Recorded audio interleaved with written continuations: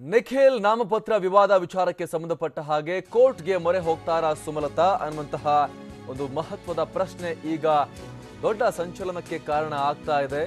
ಈ ಬಗ್ಗೆ ಇನ್ನೂ ಅಂತಿಮ ನಿರ್ಧಾರವನ್ನ ಪ್ರಕಟಿಸ್ತಾ ಇಲ್ಲ ಸುಮಲತಾ ಅಂಬರೀಶ್ ಅವರು. ಜಿಲ್ಲಾಧಿಕಾರಿಗಳು ಬದಲಾದರೆ ಸುಮ್ಮನಾಗುವ ಸಾಧ್ಯತೆ ಇದೆ.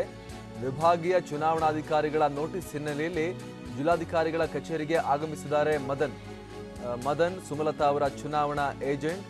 ವಿಭಾಗೀಯ ಚುನಾವಣಾಧಿಕಾರಿ ಅನಿಲ್ ಕುಮಾರ್ ಎದುರು ಹಾಜರಾಗಿದ್ದಾರೆ. ಸೊ ಈಗ ಮುಂದಿನ ಬೆಳವಣಿಗೆಯನ್ನು ನೋಡಿಕೊಂಡು ಮುಂದೆ ಏನೆಲ್ಲ ಆಗುತ್ತೆ ಅಂತ ನೋಡಿಕೊಂಡು ಈ ನಿಟ್ಟಿನಲ್ಲಿ ಸುಮಲತಾ ಅವರು ನಿರ್ಧಾರವನ್ನು ಕೈಗೊಳ್ಳುವಂತಹ ಸಾಧ್ಯತೆ ಈ ಕ್ಷಣಕ್ಕೆ ಕಾಣಿಸ್ತಾ ಇರುವಂತದ್ದು. ಸುಮಲತಾ ಕೋರ್ಟ್ಗೆ ಮೊರೆ ಹೋಗ್ತಾರಾ ಅನ್ನುವಂತಹ ಒಂದು ಪ್ರಶ್ನೆ ಮಂಡ್ಯದ ಈ ಅತ್ಯಂತ ಜಿದ್ದಾಜಿದ್ದಿನ ಕಣದಲ್ಲಿ ಬಹಳ ರೋಚಕತೆಯನ್ನು ಮತ್ತಷ್ಟು ಜಾಸ್ತಿ ಮಾಡೋಕೆ ಕಾರಣ ಆಗಿದೆ. ಯಾಕಂದ್ರೆ ಕೋರ್ಟ್ ಈಗ ಆಲ್ರೆಡಿ ತುಂಬಾ ಒಂದು ಹೈ ಟೆಂಪರೇಚರ್ ಚುನಾವಣಾ ಬ್ಯಾಟಲ್ ಆಗಿ ಈಗ ಮಂಡ್ಯದ ಚುನಾವಣಾ ಕದನ ಮಾರ್ಪಟ್ಟಿರುವಂಥದ್ದು. ಹೇಗಿರ್ಬೇಕಾದ್ರೆ ಇಲ್ಲಿ ಕಾನೂನು ಸಮರ ಕೂಡ ಸೇರ್ಕೊಂಡ್ರೆ ಇನ್ನು ಏನೆಲ್ಲ ಟ್ವಿಸ್ಟ್ ಅಂಡ್ ಟರ್ನ್ಸ್ ಸಿಗತ್ತೆ, ತಿರುವುಗಳು ಬರುತ್ತೆ ಮುಂದೆ ಈ ಚುನಾವಣಾ ಈ ರೇಸ್ನಲ್ಲಿ ಅನ್ನುವಂಥದ್ದು ಬಹಳ ಕುತೂಹಲಕ್ಕೆ ಕಾರಣ ಆಗ್ತಾ ಇದೆ. ಇದಕ್ಕೆ ಸಂಬಂಧಪಟ್ಟ ಹಾಗೆ ಇನ್ನು ಕೂಡ ಅಂತಿಮ ನಿರ್ಧಾರವನ್ನು ಸುಮಲತಾ ಅಂಬರೀಶ್ ಅವರು ಪ್ರಕಟ ಮಾಡಿಲ್ಲ. ಸದ್ಯಕ್ಕೆ ಸುಮಲತಾ ಅವರ ಚುನಾವಣಾ ಏಜೆಂಟ್ ವಿಭಾಗೀಯ ಚುನಾವಣಾಧಿಕಾರಿ ಅನಿಲ್ ಕುಮಾರ್ ಎದುರು ಈಗ ಹಾಜರಾಗಿದ್ದಾರೆ. ಈ ನೋಟಿಸ್ಗೆ ಸಂಬಂಧಪಟ್ಟ ಹಾಗೆ ಏನೋ ವಿಭಾಗೀಯ ಚುನಾವಣಾಧಿಕಾರಿಗಳ ನೋಟಿಸ್ ಇತ್ತು, ಇದಕ್ಕೆ ಸಂಬಂಧಪಟ್ಟ ಹಾಗೆ ಈಗ ಆಗ್ತಿರುವಂತಹ ವಿವಾದಕ್ಕೆ ಸಂಬಂಧಪಟ್ಟ ಹಾಗೆ ಈಗ ಅವರು ಹಾಜರಾಗಿದ್ದಾರೆ. ಮುಂದಿನ ಬೆಳವಣಿಗೆಯನ್ನ ನೋಡಿಕೊಂಡು ನಿರ್ಧಾರವನ್ನ ಕೈಗೊಳ್ಳುವ ಸಾಧ್ಯತೆ ಇದೆ. ಕೋರ್ಟ್ಗೆ ಮೊರೆ ಹೋಗ್ತಾರಾ ಇಲ್ವಾ ಅನ್ನೋದು ಆ ಮೂಲಕ ನಿರ್ಧಾರ ಆಗುತ್ತೆ ಅನ್ನುವಂಥದ್ದನ್ನು ನಾವಿಲ್ಲಿ ಗಮನಿಸ್ತಾ ಇದ್ದೀವಿ. ಜಿಲ್ಲಾಧಿಕಾರಿಗಳ ಬದಲಾವಣೆ ಆಗುತ್ತಾ ಅನ್ನುವಂಥ ಒಂದು ಪ್ರಶ್ನೆ ಕೂಡ ಇಲ್ಲಿ ಚರ್ಚೆಗೆ ಗ್ರಾಸವಾಗ್ತಾ ಇದೆ. ಮತ್ತಷ್ಟು ಮಾಹಿತಿಯೊಂದಿಗೆ ನಮ್ಮ ಪ್ರತಿನಿಧಿ ರವಿ ಲಾಲಿಪಾಳ್ಯ ಈಗ ಮಂಡ್ಯದಿಂದಾನೇ ಲೈವ್ ಜಾಯ್ನ್ ಆಗ್ತಾ ಇದ್ದಾರೆ. ರವಿ, ಸುಮಲತಾ ಅಂಬರೀಶ್ ಅವರು ಈಗ ಈ ಚುನಾವಣೆಯ ಈ ಮಹಾ ಕದನದ ಜೊತೆಗೇನೆ ಕಾನೂನು ಕದನಕ್ಕೂ ಮುಂದಾಗ್ತಾರಾ? ಆ ಮೂಲಕ ಇನ್ನಷ್ಟು ಭಯಂಕರ ಟ್ವಿಸ್ಟ್ ಅಂಡ್ ಟರ್ನ್ಸ್ ಸಿಗುತ್ತಾ ಈ ಸಮರಕ್ಕೆ ಅನ್ನುವಂಥ ಒಂದು ಪ್ರಶ್ನೆ ಮೂಡ್ತಾ ಇದೆ. ಏನೆಲ್ಲ ಬೆಳವಣಿಗೆಗಳಾಗ್ತಾ ಇದೆ ಈ ಕ್ಷಣಕ್ಕೆ? ಅಲ್ಲಿ ನೋಡಿದ್ರೆ ಚುನಾವಣಾ ಏಜೆಂಟ್ ಸುಮಲತಾ ಅವರ ಚುನಾವಣಾ ಏಜೆಂಟ್ ಮದನ್ ಕೂಡ ಅಲ್ಲಿ ವಿಭಾಗೀಯ ಚುನಾವಣಾಧಿಕಾರಿ ಮುಂದೆ ಹಾಜರಾಗಿದ್ದಾರೆ. ಬಹುಶಃ ಅಲ್ಲಿ ಏನಾಗುತ್ತೆ ಅದರ ಆಧಾರದ ಮೇಲೆ ಮುಂದಿನ ಹೆಜ್ಜೆ ಇಡ್ತಾರಾ ಹೇಗೆ ಅಂತ?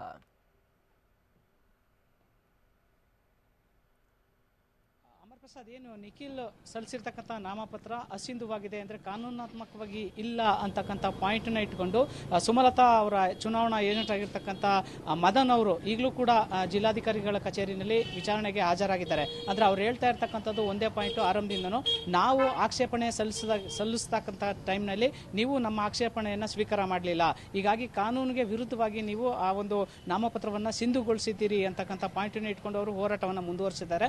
ಈ ಎಲ್ಲ ಬೆಳವಣಿಗೆಗಳ ನಡುವೆ ನಿನ್ನೆ ರಾಜ್ಯ ಚುನಾವಣಾ ಆಯುಕ್ತರು ಕೂಡ ಮಂಡ್ಯಗೆ ಬಂದು ಸಾಕಷ್ಟು ಒಂದು ಚರ್ಚೆ ಮಾಡಿದ್ದಾರೆ ಮತ್ತು ಅಧಿಕಾರಿಗಳಿಂದ ಮಾಹಿತಿಯನ್ನು ಪಡ್ಕೊಂಡಿದ್ದಾರೆ.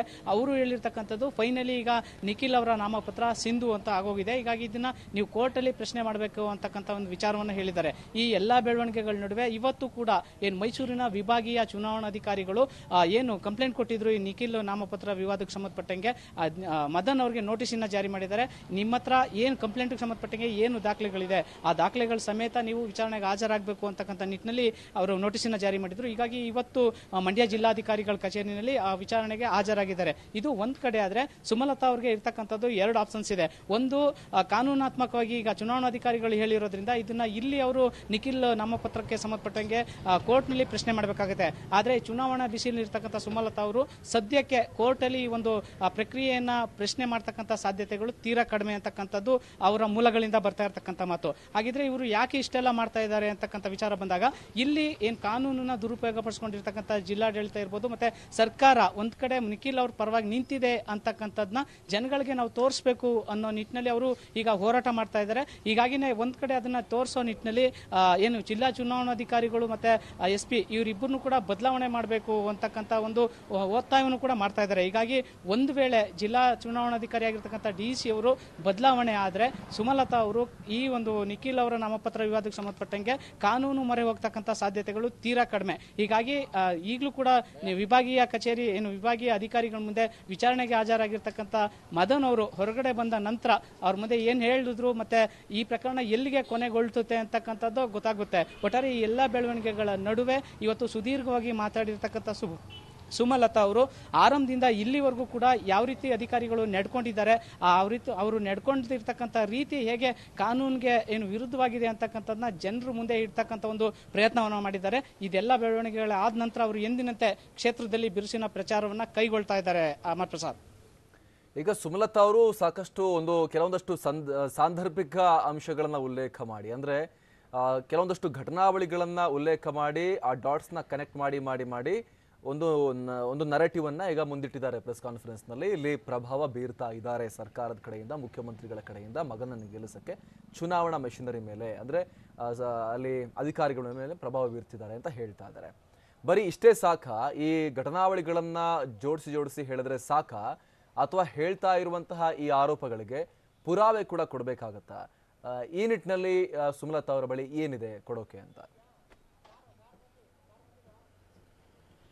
ಅಮರ್ ಪ್ರಸಾದ್, ಸುಮಲತಾ ಅವರು ಈಗ ಯಾವುದೇ ಅಭ್ಯರ್ಥಿ ಚುನಾವಣಾಧಿಕಾರಿಗಳ ಮುಂದೆ ಹೋರಾಟ ಮಾಡ್ತಕ್ಕಂಥ ಟೈಮ್ನಲ್ಲಿ ಅವರ ಏಜೆಂಟ್ರ ಮೂಲಕ ಹೋರಾಟ ಮಾಡ್ತಕ್ಕಂಥದ್ದು ಮೊದಲಿಂದ ನಡ್ಕೊಂಡು ಬಂದಿದೆ. ಹೀಗಾಗಿನೇ ಚುನಾವಣಾಧಿಕಾರಿ ಈಗ ಪಕ್ಷೇತರ ಅಭ್ಯರ್ಥಿಯಾಗಿ ಸ್ಪರ್ಧೆ ಮಾಡಿರ್ತಕ್ಕಂಥ ಸುಮಲತಾ ಅವರಿಗೆ ಅವರ ಅಂಬರೀಷ್ ಅವರ ಅಣ್ಣನ ಮಗ ಮದನ್ ಅಂತೇಳಿ ಅವರು ಚುನಾವಣಾ ಏಜೆಂಟ್ ಆಗಿ ಕೆಲಸ ಮಾಡ್ತಾ ಇದ್ದಾರೆ. ಅವರು ನಾಮಪತ್ರ ಪ್ರಕ್ರಿಯೆ ಮುಗಿದ ನಂತರ ನಾಮಪತ್ರ ಪರಿಶೀಲನಾ ಕಾರ್ಯ ನಡೀತದೆ, ಆ ಟೈಮ್ನಲ್ಲಿ ನಿಖಿಲ್ ಸಲ್ಲಿಸಿರ್ತಕ್ಕಂಥ ಒಂದು ನಾಮಪತ್ರದಲ್ಲಿ ದೋಷ ಇರ್ತಕ್ಕಂಥದ್ದು ಕಂಡು ಬಂದಿದೆ, ನಾನು ಆಕ್ಷೇಪಣೆ ಸಲ್ಲಿಸಬೇಕು ಅಂತಕ್ಕಂಥ ವಿಚಾರವನ್ನ ಹೇಳಿದ್ದಾರೆ. ಆದ್ರೆ ಜಿಲ್ಲಾಧಿಕಾರಿಗಳು ಜಿಲ್ಲಾ ಚುನಾವಣಾಧಿಕಾರಿಗಳಾಗಿದ್ದಾರೆ, ಅವರು ಆ ಟೈಮ್ನಲ್ಲಿ ನೀವು ಲಿಖಿತವಾಗಿ ಕೊಡಬೇಕು ಅಂತಕ್ಕಂಥ ಒಂದು ವಿಚಾರವನ್ನ ಕೂಡ ಹೇಳ್ತಾರೆ. ಆದ್ರೆ ಅವಾಗಲೇ ಲಿಖಿತವಾಗಿ ನಾವು ದೂರನ್ನ ಕೊಟ್ಟರು ಕೂಡ DC ಅವರು ಅದನ್ನ ಕನ್ಸಿಡರ್ ಮಾಡದಂತೆ ಆ ನಂತರ ಸಂಜೆ ವೇಳೆಗೆ ಅವರು ಹೇಳ್ತಾರೆ ಮತ್ತೆ ಹಿಂಬರಹ ಕೊಡ್ತಕ್ಕಂಥ ಟೈಮ್ನಲ್ಲಿ ನೀವು ಲಿಖಿತವಾಗಿ ದೂರನ್ನ ಕೊಟ್ಟಿಲ್ಲ, ಹೀಗಾಗಿ ಅವರ ನಾಮಪತ್ರವನ್ನ ನಾವು ಸಿಂಧುಗೊಳಿಸಿದೀವಿ ಅಂತಕ್ಕಂಥ ಮಾತನ್ನು ಹೇಳ್ತಾರೆ. ಹೀಗಾಗಿ ಮದನ್ ಅವರು ಅವ್ರಿಗೆ ಲಿಖಿತವಾಗಿ ಕೊಟ್ಟಿರ್ತಕ್ಕಂಥ ದೂರಿನ ಕಾಪಿ ಮತ್ತೆ ಅವ್ರು ಕೊಟ್ಟಿರ್ತಕ್ಕಂಥ ಹಿಂಬರಹ ಈ ಎರಡನ್ನೂ ಇಟ್ಕೊಂಡು ಇಡೀ ನಾಮಪತ್ರ ಪ್ರಕ್ರಿಯೆ ಪರಿಶೀಲನೆ ನಡೀತಾ ಇರ್ತಕ್ಕಂಥ ಒಂದು ಸಂಪೂರ್ಣವಾದ ವಿಡಿಯೋವನ್ನ ಬೇಕು ಅಂತ ಹೇಳಿ ಚುನಾವಣಾ ಅಧಿಕಾರಿಗಳನ್ನ ಕೇಳ್ಕೊತಾರೆ. ಆ ಚುನಾವಣಾ ಅಧಿಕಾರಿಗಳು ಕೊಟ್ಟಿರ್ತಕ್ಕಂಥ ವಿಡಿಯೋ ಅಪೂರ್ಣಗೊಂಡಿದೆ ಅಂತಕ್ಕಂಥದ್ದು ಈಗಿರ್ತಕ್ಕಂಥ ಒಂದು ಆರೋಪ. ಹೀಗಾಗಿನೇ ನಿಖಿಲ್ ಅವರು ನಾಮಪತ್ರ ಆಕ್ಷೇಪ ಪಡಿಸ್ತಕ್ಕಂಥ ಟೈಮ್ನಲ್ಲಿ ಸರಿಯಾಗಿ ಒಂದು ವಿಡಿಯೋ ಇಲ್ಲದೆ ಇರತಕ್ಕಂಥದ್ದು ಸಾಕಷ್ಟು ಅನುಮಾನಗಳಿಗೆ ಎಡೆ ಮಾಡಿಕೊಟ್ಟಿರ್ತಕ್ಕಂಥದ್ದು. ಒಂದು ವಿಡಿಯೋನೇ ಇವರು ಕಾಪಾಡ್ಕೊಳ್ಳಿಕ್ಕೆ ಸಾಧ್ಯ ಆಗದೆ ಇರತಕ್ಕಂಥವ್ರು ಇಷ್ಟೊಂದು ದೊಡ್ಡ ಪ್ರಮಾಣದ ಚುನಾವಣೆನ ಹೇಗೆ ನಡೆಸ್ತಾರೆ? ಜೊತೆಗೆ ಈಗ ವೋಟ್ ಹಾಕಿದ್ರು ಕೂಡ ಆ ಬೂತ್ಗಳನ್ನ ಯಾವ ರೀತಿ ಇವರು ಸಂರಕ್ಷಣೆ ಮಾಡ್ತಾರೆ? ಈ ಎಲ್ಲಾ ಬೆಳವಣಿಗೆಗಳನ್ನ ನೋಡಿದ್ರೆ ನಮಗೆ ನಿಜಕ್ಕೂ ಜಿಲ್ಲಾ ಚುನಾವಣಾಧಿಕಾರಿಗಳ ಮೇಲೆ ಅನುಮಾನ ಬರುತ್ತೆ. ಹೀಗಾಗಿ ಈ ಎಲ್ಲಾ ಬೆಳವಣಿಗೆಗಳ ಬಗ್ಗೆ ನಾವು ಚುನಾವಣಾ ಆಯೋಗಕ್ಕೆ ಗಮನಕ್ಕೆ ತಂದಿರ್ತೀವಿ ಅಂತಕ್ಕಂಥ ಮಾತನ್ನು ಹೇಳ್ತಾರೆ. ಜೊತೆಗೆ ಕ್ರಮ ಸಂಖ್ಯೆ ನೀಡಿರೋದ್ರಲ್ಲೂ ಕೂಡ ಅವರು ಆಕ್ಷೇಪವನ್ನು ವ್ಯಕ್ತಪಡಿಸ್ತಾರೆ. ಮುಖ್ಯಮಂತ್ರಿಗಳು ಅಂದ್ರೆ ಇವ್ರಿಗೆ ಕ್ರಮ ಸಂಖ್ಯೆ 20 ಅಂತಕ್ಕಂಥದ್ದು ನಿನ್ನೆ ರಾತ್ರಿ ಅಷ್ಟೇ ನಮಗೆ ಅಧಿಕೃತವಾಗಿ ಗೊತ್ತಾಗಿದೆ. ಆದ್ರೆ ಮುಖ್ಯಮಂತ್ರಿಗಳು ತಮ್ಮ ಮಗನ ನಾಮಪತ್ರ ಸಲ್ಲಿಸ್ತಕ್ಕಂಥ ಟೈಮ್ನಲ್ಲೇ ನಾಮಪತ್ರ ಸಲ್ಲಿಕೆ ಆದ ನಂತರ ಬಹಿರಂಗವಾಗಿ ಮಾತನಾಡ್ತಕ್ಕಂಥ ಟೈಮ್ನಲ್ಲಿ ನಿಖಿಲ್ಗೆ 1ನೇ ನಂಬರ್ ಸಿಕ್ಕಿರುತ್ತೆ ಅಂತಕ್ಕಂಥ ಮಾತನ್ನು ಹೇಳ್ತಾರೆ. ಹೀಗಾಗಿ ಇವರಿಗೆ ಇದೆಲ್ಲ ಮೊದಲೇ ಗೊತ್ತಿತ್ತಾ ಅಂತಕ್ಕಂಥ ಪಾಯಿಂಟ್ನು ಕೂಡ ಅವರು ಮೆನ್ಷನ್ ಮಾಡಿದ್ದಾರೆ. ಜೊತೆಗೆ ನಮ್ಮ ನಾಮಪತ್ರ ಸಲ್ಲಿಕೆ ಆದ ನಂತರ ಸಮಾವೇಶ ನಡೆಸಿದಾಗ ವಿದ್ಯುತ್ ಕಡಿತ ಆಗುತ್ತೆ, ಆದ್ರೆ ಮುಖ್ಯಮಂತ್ರಿಗಳು ಸಮಾವೇಶ ನಡೆಸ್ತಕ್ಕಂಥ ಟೈಮ್ನಲ್ಲಿ ವಿದ್ಯುತ್ ಯಾವುದೇ ಕಾರಣಕ್ಕೂ ಕಡಿತ ಆಗಬಾರ್ದು ಅಂತೇಳಿ SP ಅವರೇ ಒಂದು ಪತ್ರ ಬರೀತಾರೆ. ಹೀಗಾಗಿ ಈ ಎಲ್ಲ ಬೆಳವಣಿಗೆಗಳನ್ನ ನೋಡಿದ್ರೆ ಇಡೀ ಜಿಲ್ಲಾಡಳಿತದಲ್ಲಿ ಮುಖ್ಯಮಂತ್ರಿಗಳು ಹಸ್ತಕ್ಷೇಪ ಮಾಡ್ತಾ ಇರ್ತಕ್ಕಂಥದ್ದು ಅಥವಾ ಜಿಲ್ಲಾಧಿಕಾರಿಗಳ ಕಚೇರಿನಲ್ಲಿ ಮುಖ್ಯಮಂತ್ರಿಗಳೇ ಆಡಳಿತ ನಡೆಸ್ತಾ ಇದ್ದಾರಾ ಅಂತಕ್ಕಂಥ ಅನುಮಾನ ಬರ್ತಾ ಇದೆ. ಹೀಗಾಗಿ ಎಲ್ಲಾ ದಾಖಲಾತಿಗಳನ್ನ ಇಟ್ಕೊಂಡು ನಾವು ಚುನಾವಣಾ ಆಯೋಗದ ಮುಂದೆ ಪ್ರಶ್ನೆ ಮಾಡ್ತೀವಿ ಅಂತಕ್ಕಂಥ ಮಾತನ್ನು ಹೇಳಿದ್ದಾರೆ. ಆದ್ರೆ ಇವರೇನೇ ಪ್ರಶ್ನೆ ಮಾಡಿದ್ರು ಕೂಡ ಚುನಾವಣಾಧಿಕಾರಿಗಳು ಈಗಾಗಲೇ ಇದ್ರ ಬಗ್ಗೆ ಸಾಕಷ್ಟು ಸ್ಪಷ್ಟನೆ ಕೊಟ್ಟಿದ್ದಾರೆ. ಇದು ಇಲ್ಲಿಗೆ ನಿಖಿಲ್ ಅವರ ನಾಮಪತ್ರ ಸಿಂಧು ಅಥವಾ ಅಸಿಂಧು ಪ್ರಶ್ನೆ ಮಾಡಬೇಕಾಗಿರ್ತಕ್ಕಂಥದ್ದು ನೀವು ಕೋರ್ಟ್ ನಲ್ಲಿ ಅಂತಕ್ಕಂಥದ್ದ. ಹೀಗಾಗಿ ಸದ್ಯದ ಬೆಳವಣಿಗೆಯಲ್ಲಿ ಕೋರ್ಟ್ಗೆ ಹೋಗಿ ಪ್ರಶ್ನೆ ಮಾಡ್ತಕ್ಕಂಥ ಸಾಧ್ಯತೆ ತೀರಾ ಕಡಿಮೆ ಇದ್ದು, ಜಿಲ್ಲಾಧಿಕಾರಿಗಳು ಒಂದ್ ವೇಳೆ ಚೇಂಜ್ ಆದ್ರೆ ಈ ಪ್ರಕರಣ ಇಲ್ಲಿಗೆ ಅಂತ್ಯಗೊಳ್ಳಬಹುದು ಅಂತಕ್ಕಂಥದ್ದು ಕೇಳಿ ಬರ್ತಾ ಇರ್ತಕ್ಕಂಥ ಮಾತಾಗಿದೆ. ಅಮರ್ ಪ್ರಸಾದ್.